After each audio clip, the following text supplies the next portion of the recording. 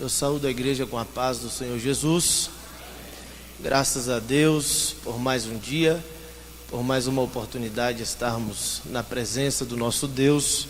Sinto-me feliz por estar aqui nessa noite, juntamente com vocês, para aprendermos um pouquinho a respeito da Reforma Protestante, que nesse ano está fazendo 500 anos. E eu louvo a Deus pela vida de cada um de vocês que estão aqui com sede, por aprender mais da palavra, da teologia bíblica ortodoxa, que é muito importante, para a nossa edificação e para o nosso crescimento espiritual. Quero agradecer a Deus pelo convite, o presbítero Janderson me fez o convite para a gente, para estarmos palestrando, nessa noite. Que Deus continue abençoando o nosso amado irmão, abençoando os demais professores também que estarão aqui, nos trazendo um ensinamento maravilhoso também da parte de Deus. Quero agradecer o nosso pastor Davi também pela iniciativa, de estar realizando este trabalho, e pela confiança, que depositou também nas nossas mãos. Hoje nós estaremos falando sobre as questões preliminares à Reforma Protestante. Minha parte é bastante extensa, porque fala justamente do período histórico, os antecedentes históricos e as causas da Reforma, mas eu procurei sintetizar bastante, o que eu li durante esses dias, já que são 1500 anos de história, até chegar lá em Martinho Lutero. E aí nós conseguimos fazer uma síntese. E eu peço a vocês para anotarem, para escreverem. Se tiver alguma dúvida, também podem estar fazendo as suas anotações, para no final, nós estarmos respondendo. Peço a compreensão também dos irmãos pela minha voz, que eu estou tossindo com dores na garganta, mas eu creio que Deus nos dará vitória, em nome de Jesus. Meus queridos, eu gostaria de começar lendo alguns versículos da palavra de Deus. Peço a você que abra sua Bíblia em Gálatas, capítulo 4, a partir do versículo 3. Gálatas, capítulo de número 4, a partir do versículo de número 3. Quero desde já justificar aqui a minha ausência no sábado e no domingo, pois eu estarei viajando, estarei dando aula de teologia ali na cidade de Brumado, mas amanhã, e sexta, nós estaremos aqui acompanhando os nossos amados irmãos. Os que acharam, digam amém. Diz assim, minha versão é a King James: da mesma forma, nós, quando éramos menores, estávamos debaixo de um sistema que nos escravizava aos princípios básicos deste mundo. Todavia, quando chegou a plenitude dos tempos, Deus enviou seu Filho, nascido de mulher, nascido também debaixo da autoridade da lei, para resgatar os que estavam subjugados pela lei, a fim de que recebêssemos a adoção de filhos. E porque sois filhos, Deus enviou o seu Espírito, o Espírito do seu Filho, para habitar em vossos corações. E Ele chama Abba, Pai. Amém, queridos? Glória a Deus. Então, nós estaremos iniciando dessa forma, com a leitura deste texto sagrado, a nossa palestra de hoje, que vai falar sobre os antecedentes históricos e as causas da Reforma.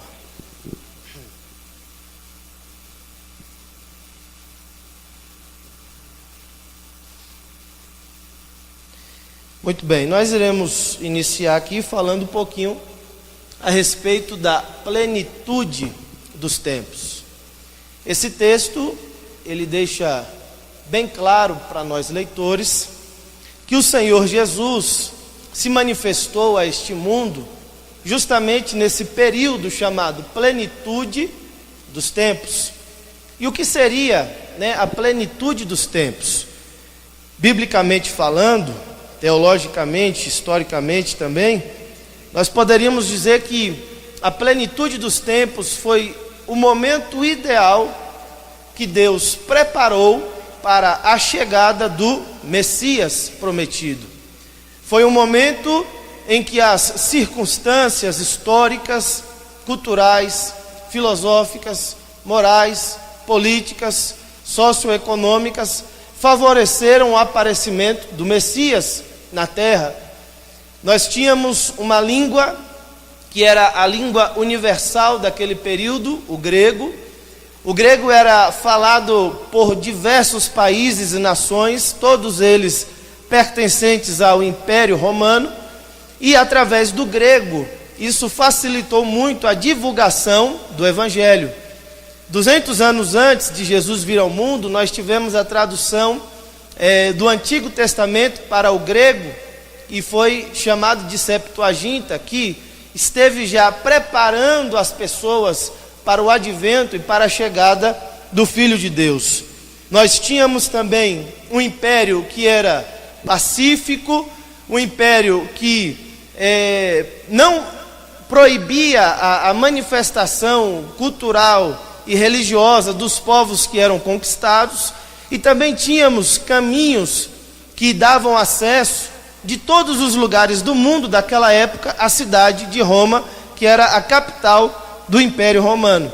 Dessa forma, os cristãos conseguiram propagar, divulgar a palavra de Deus, o Evangelho do nosso Senhor e Salvador Jesus Cristo. Então a história do cristianismo, ela vai começar justamente aqui. Aqui nós temos a gênese da história do cristianismo, do qual nós pertencemos hoje.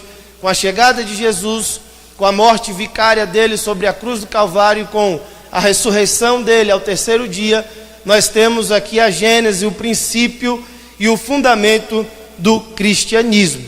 Depois disso, nós temos aqui a era apostólica, que foi justamente o período em que os apóstolos assumiram a responsabilidade não só de ensinar, mas também de propagar o evangelho genuíno e salvífico de Jesus.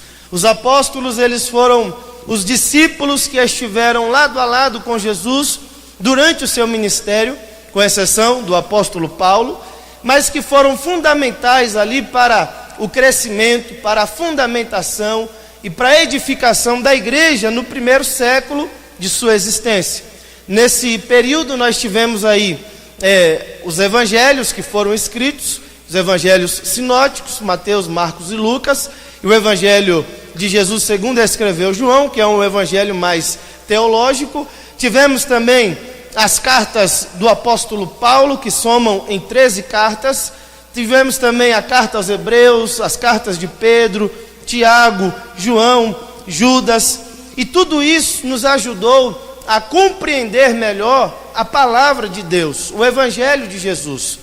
A igreja, ela foi fundamentada, diz a Bíblia, na doutrina dos apóstolos, justamente por conta dos seus ensinamentos, por conta das suas pregações, por conta dos livros que eles escreveram durante todo esse período, que vai aí do ano 50, 49, 50 depois de Cristo até o ano 90, 95 depois de Cristo, que é quando o apóstolo João escreve o livro de Apocalipse. Depois da era apostólica, quando todos os apóstolos morreram, deu-se início à perseguição da igreja. Claro que a perseguição começou antes da morte do apóstolo João. Por exemplo, o apóstolo Paulo, o apóstolo Pedro e o apóstolo Tiago foram mortos através do imperador chamado Nero, que foi um dos piores e mais carrascos imperadores daquele período. Nero, ele teve a capacidade de matar, inclusive, a sua mãe e muitos dos seus familiares, incendiando também a cidade de Roma e jogando a culpa assim sobre os cristãos. Mas depois que o apóstolo João morre, a perseguição, ela foi se intensificando. Nós tivemos outros imperadores que foram inclusive piores do que o imperador Nero, no quesito da perseguição contra a igreja do Senhor. Tivemos Domiciano, Calígula, Marco Aurélio e tantos outros que perseguiram os servos de Deus, mataram milhares e milhões de cristãos, jogando-os na arena, incendiando-os nos caminhos que davam acesso a Roma e fazendo várias outras atrocidades. Depois desse período, nós vamos observar que no ano 312 a situação agora vai mudar.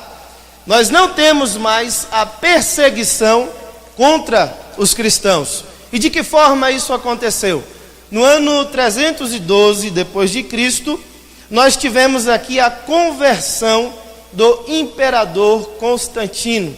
Constantino estava numa guerra e nessa guerra ele teve uma visão.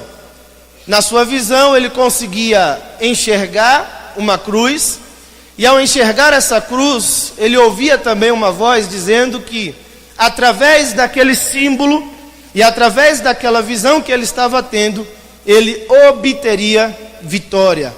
O exército de Constantino, diz a história, que estava perdendo, estava tendo grandes baixas, mas depois que ele teve a visão, ele fez um pacto com Deus, dizendo que se ele saísse daquela guerra vitorioso, que ele entregaria a sua vida a Jesus. E dessa forma aconteceu. Depois do ano 312, Constantino se declara cristão a todas as pessoas do Império Romano. E é aqui que a situação vai mudar. O cenário histórico, cultural e teológico da igreja vai dar uma modificada muito grande através da conversão de Constantino. Porque antes de Constantino se converter ao cristianismo, as pessoas só aceitavam a Jesus, no caso elas só se rendiam aos pés de Jesus, só se declaravam cristãs quando realmente elas estavam convictas do seu pecado e estavam convictas de que elas precisavam se arrepender para poder obter a salvação mediante o sacrifício de Jesus. Não mais se entregavam a Jesus por uma conversão genuína, não mais porque elas sentiam essa necessidade, mas porque era uma questão de conveniência. Se o imperador era cristão e se a igreja da época de Constantino recebia verbas e dinheiro do império para poder crescer e se desenvolver, então muitas pessoas acabaram desejando tornar-se cristãos justamente por conta dessa conveniência e de privilégios que eles acabariam recebendo através do imperador. Nós tivemos aqui um edito que foi emitido por Constantino, o Edito de Milão. Nesse Edito de Milão, o imperador Constantino, ele vai proibir a perseguição contra os cristãos. E eu chamo a atenção de vocês aqui, porque existe uma grande confusão justamente nesse período da história, porque eu ouço muitas pessoas, inclusive líderes, falando, que foi Constantino que oficializou o cristianismo como a religião, do Império Romano, e isso não é verdade. Constantino, através do Edito de Milão, ele não oficializou o cristianismo como a religião do Império, mas ele proibiu a perseguição contra os cristãos. Quem oficializou o cristianismo como a religião exclusiva do Império foi um imperador que veio depois de Constantino. Esse imperador aqui de baixo, chamado Teodósio I. Teodósio I, no ano 382 depois de Cristo, ele oficializou o cristianismo como a religião exclusiva do Império Romano. E dessa forma ele proibiu que as demais pessoas seguissem outras religiões que existiam naquela época. E através do Edito de Constantinopla, ele proíbe o paganismo no Império Romano. Só que foi justamente nesse período, e depois do Edito de Teodósio I, que a igreja começa a se mundanizar. Por quê? Até Constantino, alguns se convertiam por conveniência.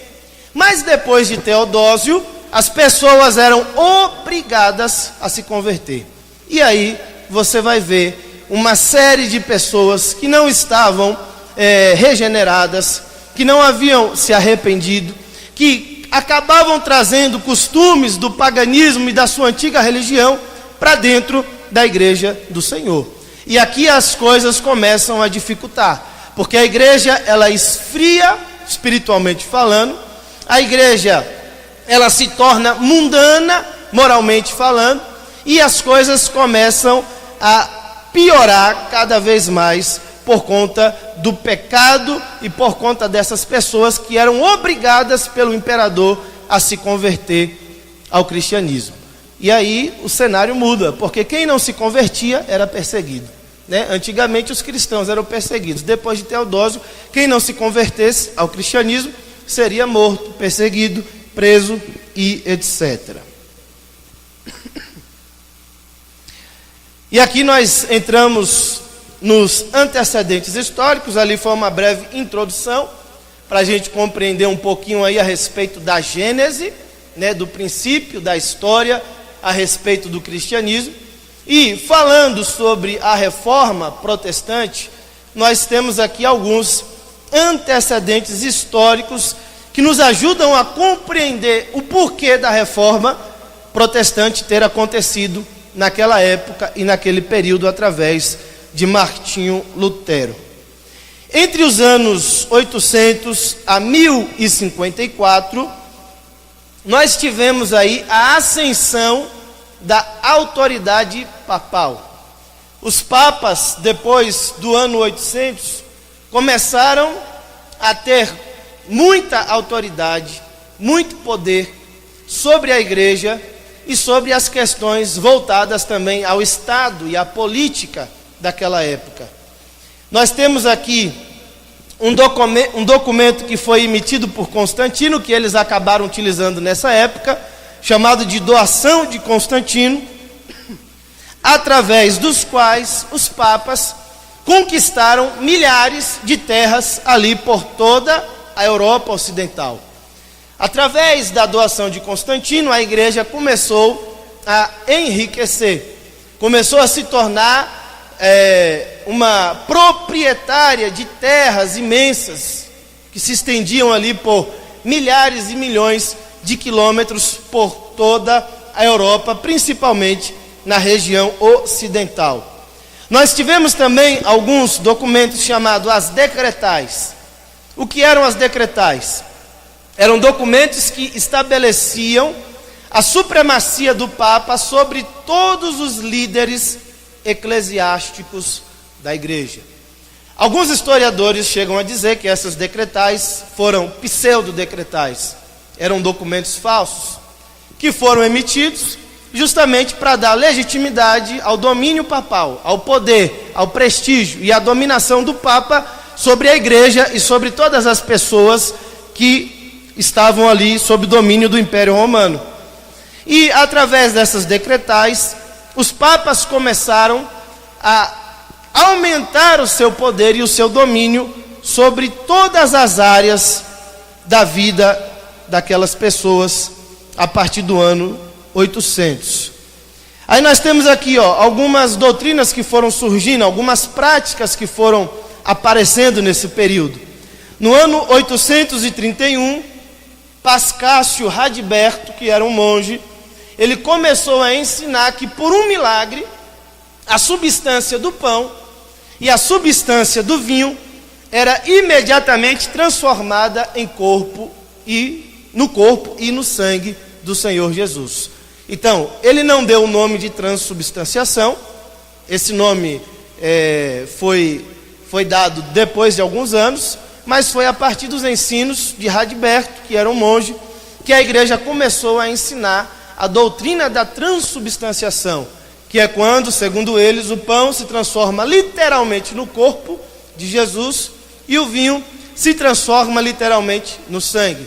Nós sabemos que isso é uma heresia, não tem procedência bíblica. Martinho Lutero, tentando amenizar essa situação, ele falou a respeito da consubstanciação, dizendo que no pão e no vinho Jesus estava presente espiritualmente falando. O corpo não se transformava, o pão não se transformava no corpo, nem o vinho se transformava no sangue. Mas a presença mística e espiritual de Jesus se encontrava nos elementos de ambos, tanto do pão como também do vinho. Mas nós cremos na doutrina do simbolismo, que o pão representa o corpo de Cristo e o vinho representa o sangue do Senhor Jesus. Nesse período também começaram a surgir práticas comuns voltadas à simonia. O que é a simonia? Era a compra de cargos eclesiásticos. Então, para você poder ter um cargo dentro da igreja, para você poder ter autoridade em alguma área da igreja, você deveria pagar com dinheiro. Isso se tornou muito comum. As pessoas não eram indicadas por suas qualidades morais, não eram indicadas por suas habilidades, não eram indicadas por sua chamada ministerial, mas eram indicadas através do dinheiro. Quem pudesse pagar, levava, os melhores cargos daquela época. Então, já começou a se corromper, através da compra de cargos, a igreja. O nepotismo também se tornou muito comum, que era quando um líder favorecia os membros da sua família em detrimento das demais pessoas. Então, para poder ter um domínio maior sobre a igreja, eles começavam a levantar os filhos, os netos, sobrinhos, tios, tias, irmãos e irmãs, para assumirem cargos dentro da igreja, mesmo que essas pessoas não tivessem aptidão para realizarem tal tarefa. Então isso aqui também se tornou muito comum. Tivemos também a questão do celibato, que surgiu por volta desse período aí, que foi a proibição dos sacerdotes se casarem. Então, os sacerdotes, os bispos, os padres, os papas, arcebispos e tantos outros que estavam envolvidos com as atividades da igreja não poderiam se casar. E a igreja alegava, justificava isso dizendo que para que eles pudessem se dedicar exclusivamente ao ministério. Mas isso não acontecia, nem de um lado, nem do outro. Eles não ficavam sem mulheres, porque muitos padres e muitos homens daquela época acabavam se envolvendo com várias freiras e outras mulheres que estavam também nas atividades da igreja, inclusive tinham concubinas, ao seu dispor, e também não se dedicavam exclusivamente ao ministério, como era a proposta inicial, da igreja católica. No ano de 1054, aconteceu o que nós conhecemos como o cisma, que é diferente de o grande cisma, que é uma outra história. O cisma aconteceu no ano de 1054. Foi um momento histórico em que a igreja do Ocidente se desvinculou da igreja do Oriente. Nós tínhamos ali até então uma igreja só, que era a Igreja Universal. Depois desse período, depois do ano 1054, a igreja do Oriente se separou da igreja do Ocidente. A igreja do Ocidente ficou conhecida como a Igreja Católica Apostólica Romana, e a igreja do Oriente ficou conhecida como a Igreja Grega Ortodoxa. Elas têm as suas divergências até hoje, continuam separadas, mas na época eles acabaram se separando por questões banais, alguns assuntos teológicos. Por exemplo, na igreja do Ocidente não se podia usar barba. Na igreja do Oriente, os bispos deveriam usar barba. Na igreja do Ocidente, o tipo de vestimenta era uma, na do Oriente era outra. E a respeito da ceia do Senhor, a igreja do Ocidente dava pão que não era levedado, e a igreja do Oriente praticava e dava o pão que era levedado. E tantas outras besteiras, e por conta disso eles acabaram se separando. No ano de 1054, entre o ano de 1054 ao ano de 1305, nós tivemos aí a supremacia do papado.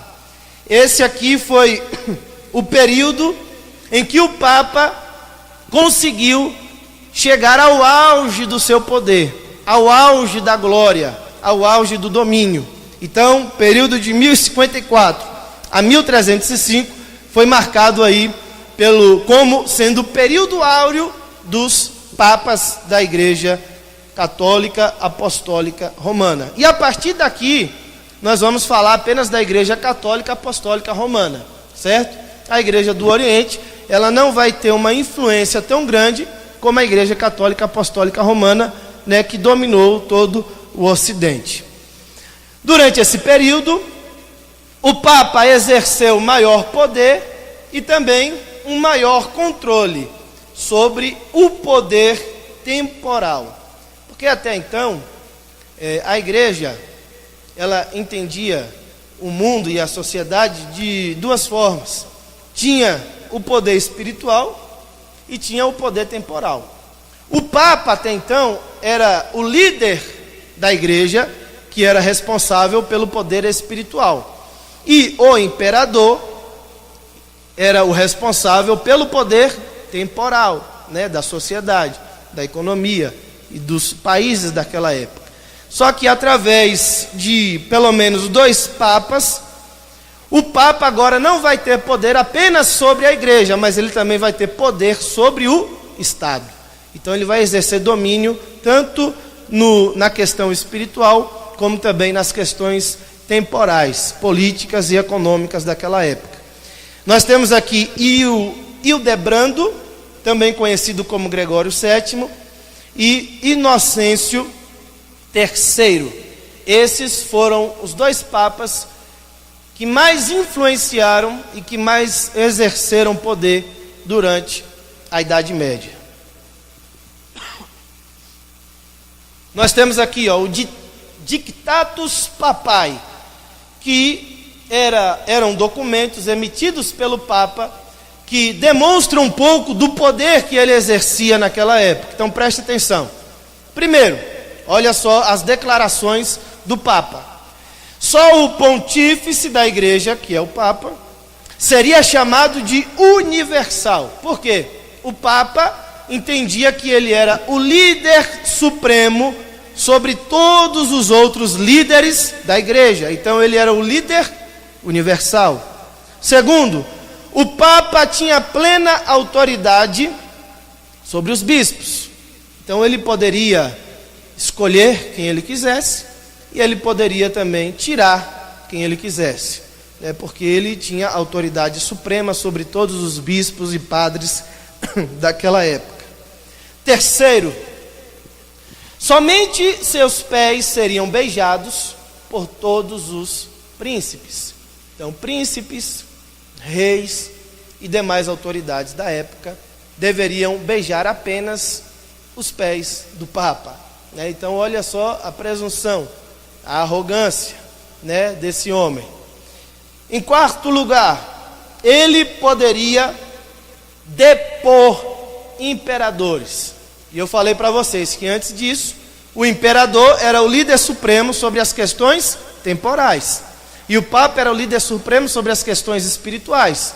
Depois de Hildebrando ou Gregório VII, a situação muda. Agora ele tem poder também sobre os imperadores. E ele tem autoridade, inclusive, para depor o imperador do Sacro Império Romano, se assim ele o quisesse. Quinto, poderia livrar pessoas de obediência aos governantes temporais ruins. Então a pessoa não se quisesse, e ruim, assim, coloca aqui, né, governantes temporais ruins, segundo a perspectiva dele, né? Se ele achasse que o cara era ruim, então ele era ruim. Se ele achasse que o cara era bom, então ele era bom. Não tinha um parâmetro, né? Não tinha a Bíblia como a base para poder saber se a pessoa era ruim ou não. Então era ele quem dizia. E se ele achasse que o cara era ruim, ele poderia fazer com que as pessoas não se reportassem mais ao imperador, mas somente a ele, né? É como se nós não tivéssemos mais hoje a obrigação de, por exemplo, nos reportarmos ao governo, ao Estado, somente ao nosso pastor. Então, olha aí como as coisas mudam, né? A configuração aí muda totalmente. Sexto, O artigo 22, que é o pior de todos. Nós temos a frase do Papa que diz assim: jamais houve erro na Igreja Romana e que, segundo a Bíblia, ela jamais erraria. Então, para o Papa, a Igreja, né, não é a Igreja mística, espiritual, o corpo de Cristo, é a instituição católica, romana, apostólica. Essa instituição, segundo o Papa, era uma instituição infalível, que não cometia erros, que não poderia errar de maneira alguma, era isenta de erros, era absoluta. Então, era uma igreja que estava no mesmo nível de autoridade das Escrituras, né, da Bíblia Sagrada. Uma heresia gigantesca. Outra coisa que o Papa dizia na época, que a Inglaterra, esses países aqui eram os mais poderosos da época, a Inglaterra, a Hungria, a Rússia, a Espanha e outros países, todos eles estavam sob o controle de São Pedro, né, que para eles é o apóstolo Pedro, e de seus sucessores, já que, segundo a Igreja Católica, os papas vieram justamente da linhagem de Pedro, que foi, entre aspas, né, o primeiro papa da Igreja, doutrina católica. Para demonstrar aqui um pouquinho da autoridade de Gregório VII, ele teve um conflito com Henrique IV. Henrique IV aqui era o imperador do Sacro Império Romano, ou seja, era um homem de maior autoridade da época, que dominava todos os países ali da Europa. E Gregório VII, ele teve a capacidade de humilhar e de subjugar o imperador Gregório IV. Gregório VII, ele emitiu um documento dizendo que iria excomungar, né, o Henrique IV. Henrique IV, ele não aceitou de primeira mão, mas quando ele viu que o Papa tinha um poder acima do dele e que ele não poderia vencer o Papa, ele viajou com toda a sua família, a sua esposa e um filho que ainda era bebê de colo, nos Alpes, né, na neve, no inverno rigoroso da Europa, até a cidade onde o Papa Gregório VII se encontrava, para lhe pedir perdão. E sabe como foi que Gregório VII recebeu Henrique? Ele simplesmente disse assim, ó: para eu conversar com você, você vai ter que fazer uma coisa. E o que é? Você vai ficar 3 dias e 3 noites descalço do lado de fora do castelo onde eu estou, com os pés na neve. Imagine só o sofrimento do imperador. Passou 3 dias e 3 noites com os pés descalços sobre a neve, apenas para poder falar com Gregório VII. Então, observe aí o poder que o Papa tinha, né? O poder dele era tão grande que ele conseguiu humilhar dessa forma o imperador do Sacro Império Romano daquela época. Só que, depois que Henrique conquistou o perdão e que ele não foi excomungado, que ele continuou como imperador, aí ele trabalhou a vida inteira para derrotar o Gregório VII, e ele conseguiu, né? A arrogância de Gregório VII foi tão grande que o Henrique ficou furioso. E no final de sua vida ele conseguiu exilar o Papa, e o Papa morreu exilado, sem poder nenhum. Então é só para ver como as coisas mudam, né? Como diz o ditado, a terra é redonda. Então hoje você pode humilhar, mas lá na frente você pode ser humilhado, né? É uma lição moral que a história nos ensina a todo momento. Temos aqui Inocêncio III. Inocêncio III, ele foi considerado o Papa mais influente que já existiu, inclusive mais influente e mais poderoso do que Gregório VII. Vamos ver algumas atividades aqui e pensamentos de Inocêncio III. Primeiro, Inocêncio acreditava que Deus dera ao sucessor de São Pedro, que era ele, a tarefa de governar o mundo inteiro e a igreja. Então ele não queria mais poder sobre o Império Romano apenas. Ele queria o poder sobre o mundo inteiro, tanto do Ocidente como do Oriente, e de todos os lugares que ele pudesse encontrar. Segundo, para ele o Papa estava acima dos homens e abaixo apenas de Deus. E a Bíblia diz que o homem está abaixo dos anjos, mas ele se colocou acima dos anjos e de todas as hostes celestiais criadas por Deus, e disse que ele estava apenas abaixo de Deus e acima de todos os homens. Terceiro, ele vai dizer assim, o Estado deveria se relacionar com a igreja da mesma forma que a lua com o sol. E de que forma a lua se relaciona com o sol? Quem é maior, a lua ou o sol? Sol. É a lua que pega o brilho do sol e reflete durante a noite. Então, a lua depende de quem? Do sol. E ele está dizendo que o Estado deveria se subjugar, se submeter à igreja. Porque, da mesma forma que a lua depende do sol para poder aparecer e resplandecer, o Estado também deveria depender totalmente da igreja. Quarto, foi ele quem conseguiu controlar os líderes das nações-estado que estavam emergindo, surgindo, como as nações da Inglaterra e França, e conseguiu derrotar o imperador do Sacro Império Romano. Então as nações mais poderosas da época eram a Inglaterra e a França. Ele conseguiu subjugá-las, os reis deviam obediência total a ele, e o imperador também foi derrotado e deposto por Inocêncio III. Depois desse período de glória, teve o declínio, porque o apogeu não dura para sempre, ainda mais com tantos exageros e fora da direção de Deus. O declínio do papado aconteceu justamente através de Bonifácio VIII. Esse período foi visto como o ponto mais baixo do poder papal.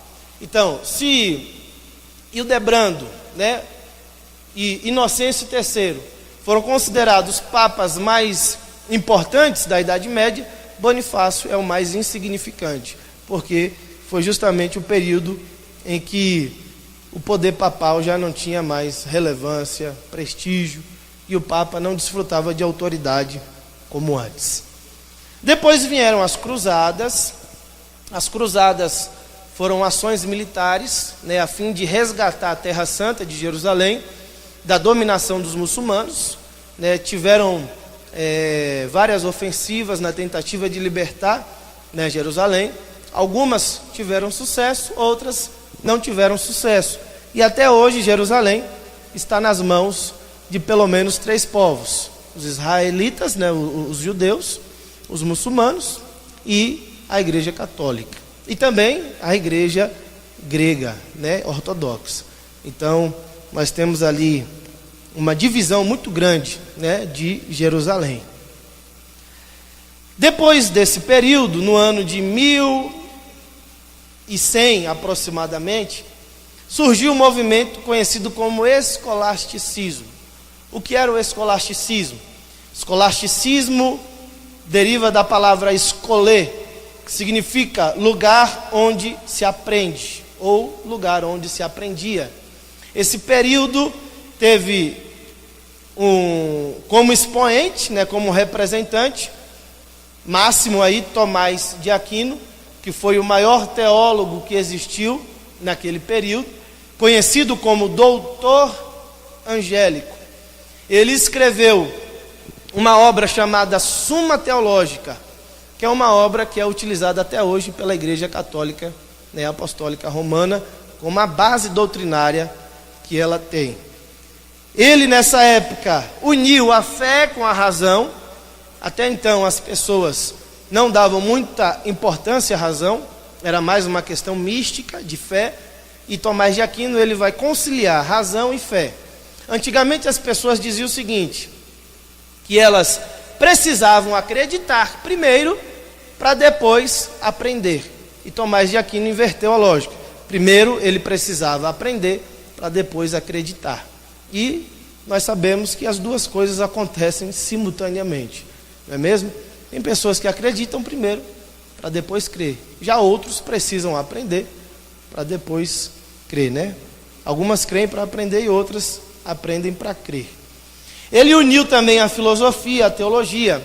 Então Tomás de Aquino conseguiu resgatar a filosofia aristotélica, principalmente, né, a filosofia clássica, lá de Platão, de Aristóteles e de Sócrates, focando mais na teologia, na filosofia de Aristóteles e fazendo um link, né, fazendo uma ligação aí com a teologia católica.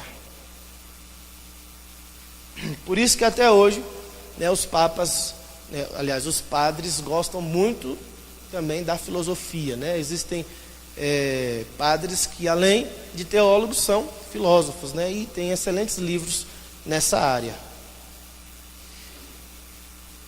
Nós tivemos aqui os impostos papais, que foi algo que incomodava muita gente, né? Como até hoje incomoda, né? Os impostos. Mas aqui eu acredito que eles eram mais exagerados do que hoje.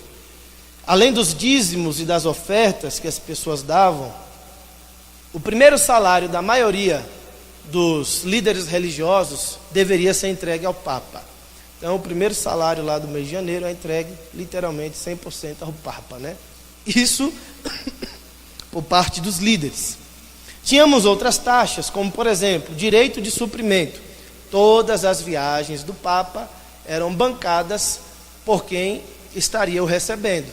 Então, se ele viajasse para a França custearia todas as despesas da sua viagem. Se fosse para a Inglaterra custearia, e assim sucessivamente. Tivemos o espólio. O que era o espólio? Quando a nobreza morria, todos os bens daquela pessoa, casas, dinheiro, terras, eram destinados ao Papa, não era destinado à família. Então o Papa é que recebia todos os bens do falecido. Tinha também um dinheiro de Pedro, que não era de Pedro, era do Papa, né? Que tipo de imposto era esse? Todo cidadão, em uma época do ano, deveria tirar uma taxa, além das outras que eram cobradas, e destiná-la ao Papa. Então, nós tínhamos aqui várias outras taxas de impostos de arrecadação que eram destinadas à igreja e principalmente à liderança daquela época. Então, a exploração nesse período era muito grande. Isso, com certeza, causou uma insatisfação muito grande e ajudou no momento em que aconteceu a reforma protestante.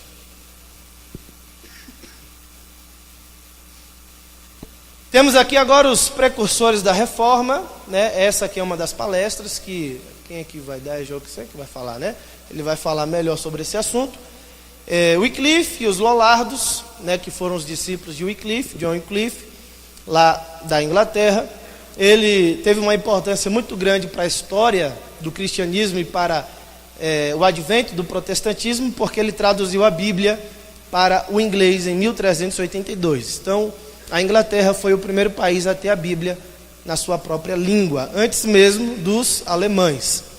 John Hus, ele escreveu uma obra chamada De Ecclesia, em 1413, onde ele falava sobre os abusos da Igreja Católica e onde ele discursava sobre a genuína doutrina da Igreja neotestamentária. E ele foi queimado por conta disso, foi morto, né, queimado, mas a sua obra permanece até hoje. Os taboritas e os utraquitas eram discípulos deles, eram dois grupos distintos. Tivemos aí Savonarola, na Itália, né, no coração de Roma, pregando o evangelho genuíno de Jesus e falando contra todas as práticas do Papa. Você vai encontrar a história de Savonarola naquele livro da CPAD, né, Heróis da Fé. E ele foi também enforcado, né, porque ele não se retratou, ele continuou pregando o verdadeiro e genuíno evangelho. Antes deles vieram os valdenses, em 1170, que eram discípulos de Pedro Valdo. Eles enfatizaram os ensinos do Novo Testamento e a pregação por leigos. Depois dos valdenses, a Igreja Católica proibiu a leitura da Bíblia, né? Então o acesso à Bíblia ficou limitado. Somente os padres, somente os teólogos da época tinham acesso à palavra de Deus. E isso acabou trazendo uma ignorância ainda maior, né, às pessoas daquele momento histórico. E a pregação por leigos não era algo comum da época. Somente pessoas habilitadas poderiam pregar. Somente pessoas que se dedicavam exclusivamente ao ministério é que tinham autoridade para pregar. E os valdenses começaram a pregar, né, sem necessariamente estar envolvido exclusivamente com os trabalhos da igreja. Isso causou uma revolta muito grande por parte do Papa e dos líderes daquela época. Tivemos aqui os humanistas bíblicos. Esses daqui foram fundamentais para que acontecesse a reforma protestante. Eles estudaram a Bíblia segundo a perspectiva dos humanistas, destacaram o estudo do texto da Bíblia nas línguas originais. Então eles começaram a fazer a leitura bíblica, não pela Bíblia que era traduzida, né, pelos católicos, mas eles começaram a ler a Bíblia diretamente dos originais, que eram o hebraico, o aramaico e o grego, né? Então esse primeiro aqui, ó, do lado esquerdo é o aramaico, do meio é o hebraico e o do lado direito lá é o grego. Então isso aqui foi algo fundamental para que acontecesse a reforma, porque através da leitura dos originais, eles conseguiram perceber a discrepância que existia entre a conduta da igreja neotestamentária e a conduta da igreja católica. Então eles perceberam que as obras, as condutas, as atividades e os ensinos da igreja católicas conflitavam com os ensinamentos bíblicos.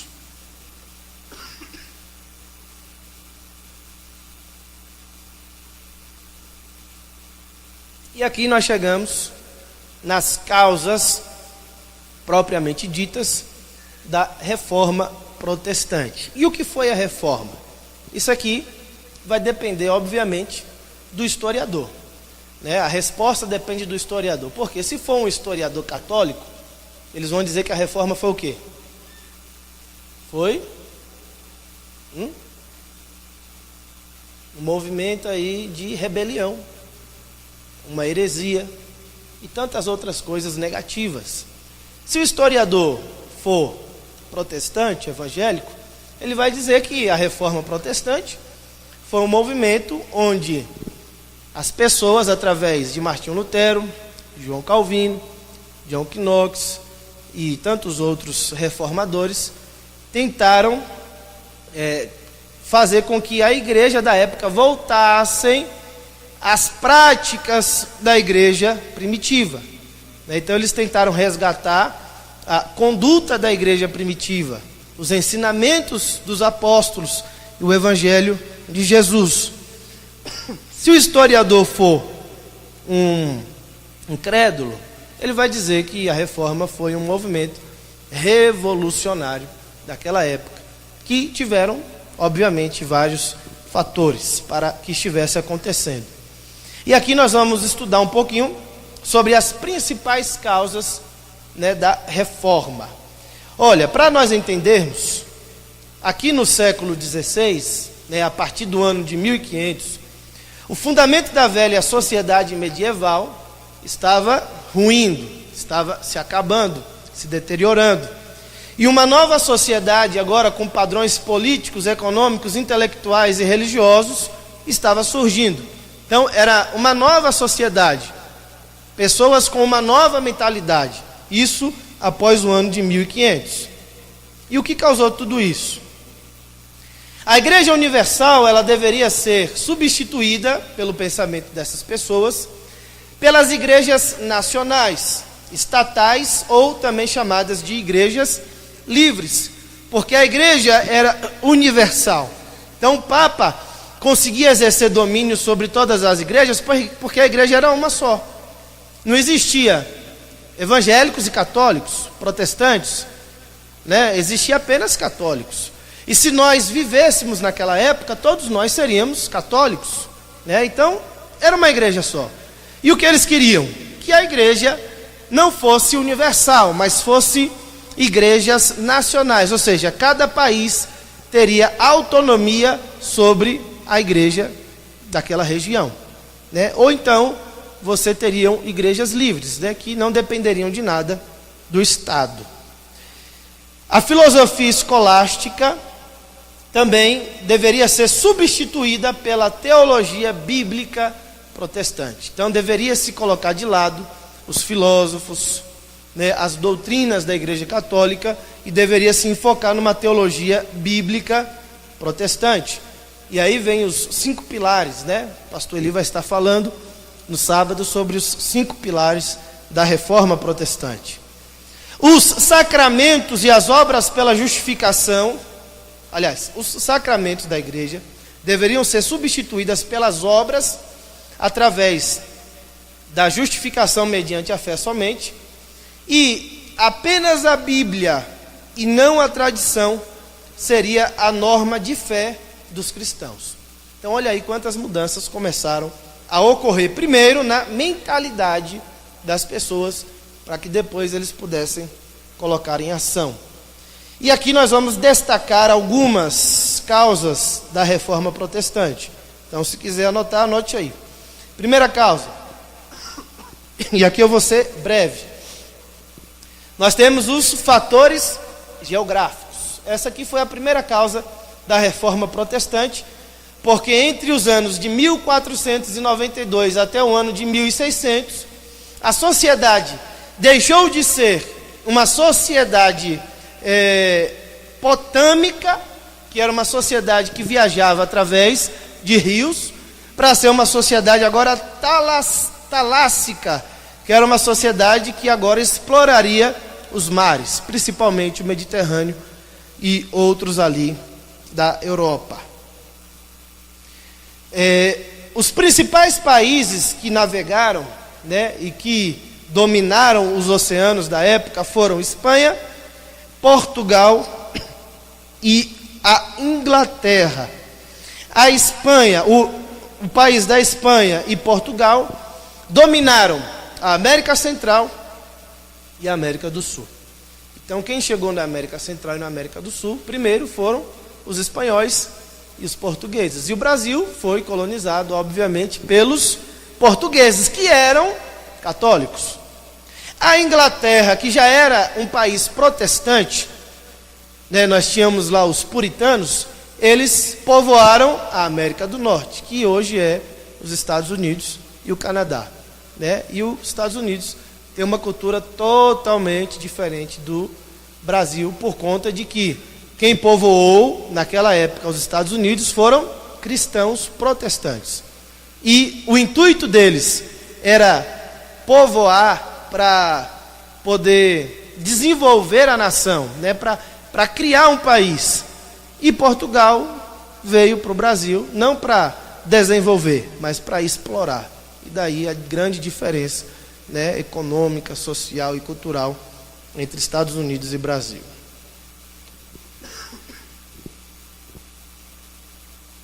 A segunda causa, fatores políticos. Estabelecidas com um poder central, fortes governantes, com uma força militar e civil, caracterizadas por um sentimento nacionalista, logo passaram a se opor a um domínio de um governo religioso universal. Então foi nesse período que começaram a surgir nações-estado, porque todas as nações eram ligadas, eram províncias do Império Romano. Agora elas se tornam o quê? Independentes, né? Começam a se desligar do Império Romano e começam a ter várias insatisfações por conta dos impostos que eram destinados a Roma.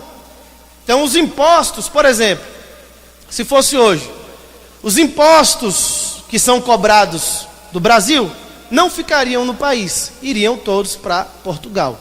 E é o que acontecia. Os impostos da Inglaterra, da França, da Alemanha e de todos os países interligados ao Império Romano eram destinados também a Roma e à igreja. Então, por conta disso, eles queriam desvinculação. Eles não queriam mais estar ligados ao Império Romano. Terceiro fator, fatores econômicos. Na Idade Média, a economia dos países europeus baseava-se na agricultura, sendo o solo a base de toda a riqueza. Então isso aqui na Idade Média, entre o ano 500 e o ano 1000. Né? A riqueza do império e das cidades vinham do solo, do plantio. Com o tempo isso foi mudando. A partir do ano 1500 surgiram cidades. Houve aí abertura de novos mercados. A descoberta de fontes para matéria-prima nas novas terras que foram descobertas através das navegações. Tudo isso promoveu o surgimento de uma nova era de comércio. Então a economia não era mais movimentada apenas pela agricultura, mas agora pelo comércio. Então os cidadãos começaram a se tornar comerciantes, não eram mais agricultores, e isso vai mudar totalmente a dinâmica da sociedade. A classe média mercantil tomou a frente da nobreza feudal na liderança da sociedade. O que era interurbano antigamente, agora tornou-se universal. Então, um país dependia do outro nas trocas comerciais e econômicas. Quarto, fatores sociais. A horizontalização que impedia a mobilidade social foi substituída por uma sociedade agora verticalizada. Por quê? Na Idade Média, antes desse período, se você nascesse pobre, você permaneceria na pobreza o resto da sua vida. Se você nascesse rico, você permaneceria na riqueza pelo resto da sua vida. Não existia ascensão social. Você morreria naquelas condições. Se a sua família é uma família pobre, você não teria como ganhar dinheiro para poder mudar a realidade da sua casa ou da sua família. Depois do ano de 1500, com o comércio aquecido, houve agora uma verticalização da sociedade, pois as pessoas poderiam nascer pobres, mas elas poderiam se tornar também prósperas ao longo da sua vida. Então teve aí a ascensão social e o surgimento da classe média e da burguesia, que foram as pessoas que deram total apoio, né, para Martinho Lutero durante a Reforma Protestante. Quinto lugar, fatores intelectuais. Surgiu aí agora a Renascença. A Renascença foi um movimento cultural lá da Itália, que se expandiu por toda a Europa, onde as pessoas começaram a redescobrir a cultura clássica dos romanos, dos gregos e dos judeus.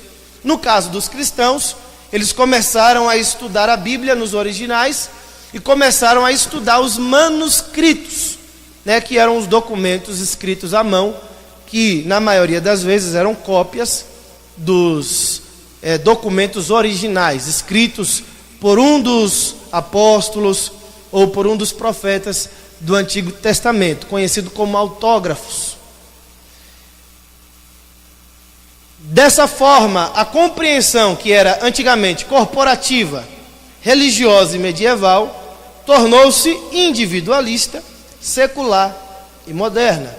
O teocentrismo, que era Deus no centro, quando na verdade não era Deus, era a igreja, né? Que fique claro.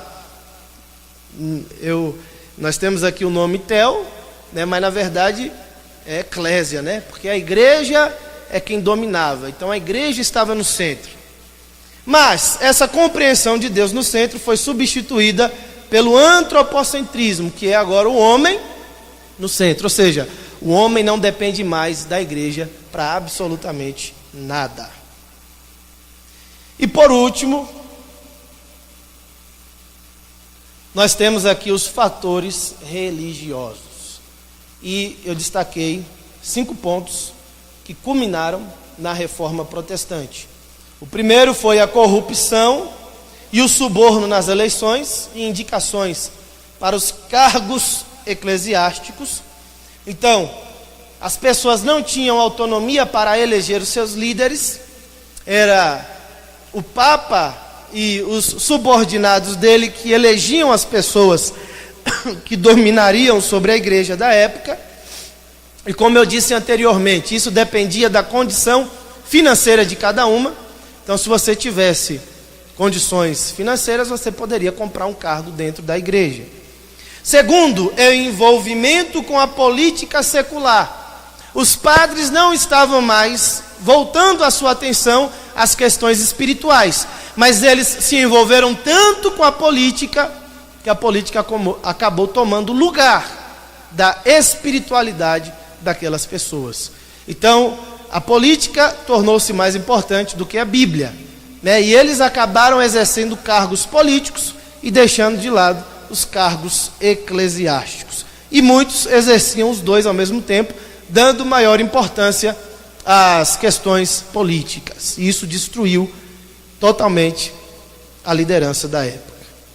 Terceiro lugar, o esbanjamento dos recursos. Todo o dinheiro arrecadado era arrecadado para esbanjamento. Eram construídos templos suntuosos.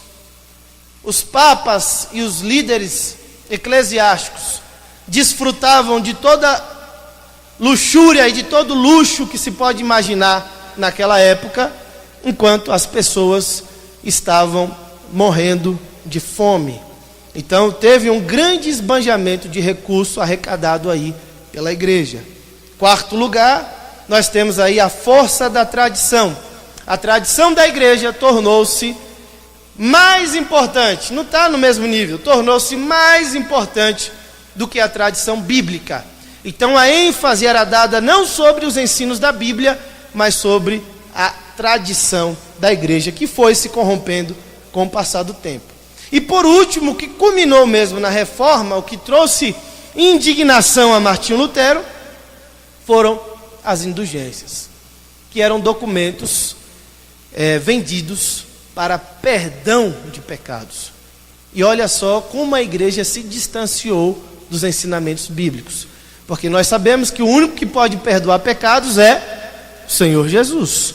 Ele é o único mediador entre Deus e o homem. Foi ele quem morreu na cruz do Calvário e ressuscitou ao terceiro dia. Mas a igreja agora estava vendendo documentos para poder perdoar os pecados das pessoas e livrá-las do purgatório, que era uma doutrina também, é ainda, né, uma doutrina católica. E isso dependia o quê? De condição financeira.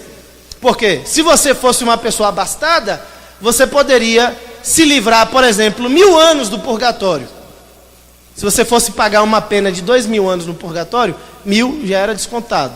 Se fosse uma pessoa de pequenas condições, se você tivesse que pagar 1000 anos no purgatório, você salvava uns 50, né? Então dependia muito do dinheiro que a pessoa tinha. Se você fosse muito rico, aí você ia direto para o céu, nem passava pelo purgatório. Oh, glória, né? E concluindo, queridos, para nós refletirmos aqui, tudo isso nos faz refletir sobre a necessidade de novas reformas dentro de nossas igrejas e instituições religiosas. Se não aprendermos com a história, nós seremos e estaremos fadados ao mesmo destino, né, de destruição e corrupção dentro das nossas igrejas. Todas as vezes que nos distanciamos dos ensinos escriturísticos, ficamos à mercê das mentiras e dos engodos de muitos líderes e falsos profetas. Amém? Amém, queridos? Que Deus abençoe a todos em nome de Jesus.